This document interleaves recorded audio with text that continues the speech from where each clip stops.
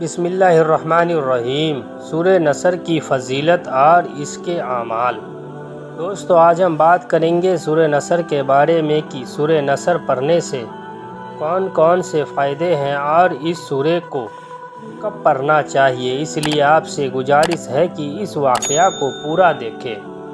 آپ کو پسند آئے تو لائک کریں، سبسکرائب کریں اور اپنے دوستوں کے ساتھ شیئر کریں۔ یہ سورہ مدنی ہے اور اس میں 3 آیت ہے۔ قرآن میں یہ سورہ نصر کے نام سے ہے۔ یہ 30ویں پارے میں موجود ہے۔ یہ قرآن کی 110ویں سورہ ہے۔ آج ہم آپ کو سورہ نصر کے بارے میں بتانے جا رہے ہیں کیونکہ یہ اجزاء سورہ قرآن مجید کی سب سے چھوٹی سورہ میں سے ایک ہے، جس وجہ سے اس سورہ کو لوگ نماز میں بھی پڑھا کرتے ہیں، اور تو اور اس کی فضیلت بھی کافی زیادہ ہے۔ بتاتے چلے، سورہ نصر قرآن مجید کی 1/4 کے برابر ہے۔ یہ آخری سورہ ہے جو ہمارے نبی کے پردہ فرما جانے کے چند ہفتے یا مہینے پہلے نازل ہوئی ہے، جب اللہ تعالیٰ کی مدد آئی اور فتح آ گئی اور تم لوگوں نے اپنی آنکھوں سے دیکھ لیا کہ انسانوں کی فوج در فوج اللہ تعالیٰ کے دین اسلام میں داخل ہوتی جا رہی ہے۔ تم سب نے اپنے پروردگار کی تعریف کرو اور اس سے رحم اور مغفرت کی دعا مانگو۔ بے شک اللہ پاک تمہاری تمام توبہ قبول فرمائے گا۔ صحیح بخاری سے روایت ہے کہ حضرت عمر ابن سلمہ ارشاد فرماتے ہیں کہ جب مکہ کو فتح حاصل کی گئی تو اس وقت مکہ کے ہر قبیلے نے ہمارے نبی سے اسلام کو قبول کیا۔ انہیں خدا پر چھوڑ دو، اگر وہ ان پر غالب ہو جاتے تو وہ یقیناً نبی ہوگا۔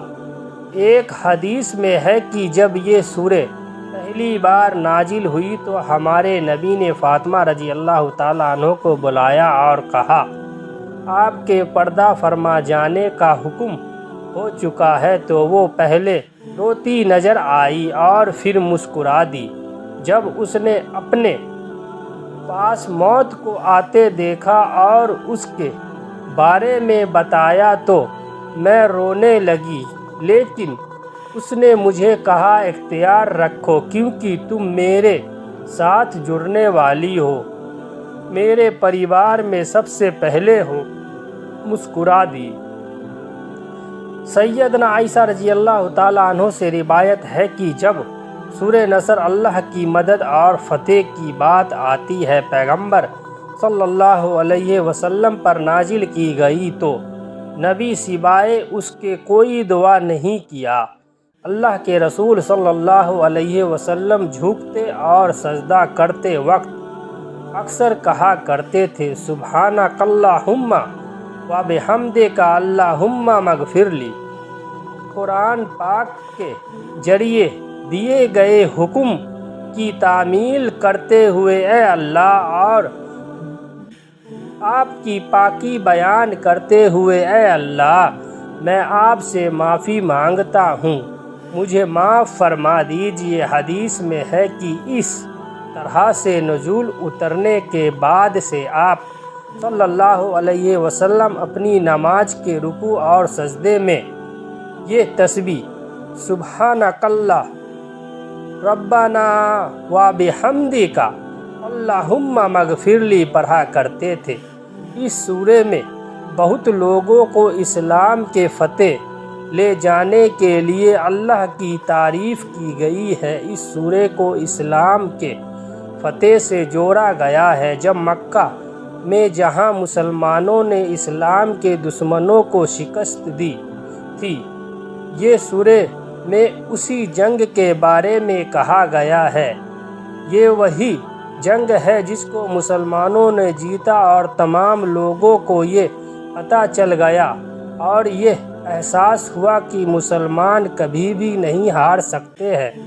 کیونکہ مسلمانوں کے ساتھ ان کے رب اللہ تعالیٰ اور اس کی رحمت ان کے ساتھ ہے۔ اس کے بعد تمام لوگ اسلام میں شامل ہونے لگے۔ سورہ کی تینوں آیت کی بات کریں تو اس میں صرف یہ کہا گیا ہے کہ اسلام کی فتح کے لیے اللہ تعالیٰ کی حمد اور ثنا حکم ہے۔ سورہ نصر کے لفظی معنی ہوتے ہیں مدد کرنا یا سہایتا کرنا، یعنی اللہ تعالیٰ کی طرف سے ایک الہی مدد، کیونکہ اللہ تعالیٰ نے مکہ مکرمہ کو فتح کرنے میں مدد کی۔ اللہ سبحانہ و تعالیٰ نے ان لوگوں کو سہایتا دی انہوں نے محمد صلی اللہ علیہ وسلم کے دین کو قبول کیا۔ یہ سب انہوں نے اللہ تعالیٰ کی مدد سے کیا اور لوگوں نے دین قبول کیا۔ اس سورے کو ایک بار پڑھنے کا مطلب ہوتا ہے کہ ہم نے 1/4 قرآن پڑھ لیا، کیونکہ سورہ نصر 1/4 قرآن کے برابر ہے۔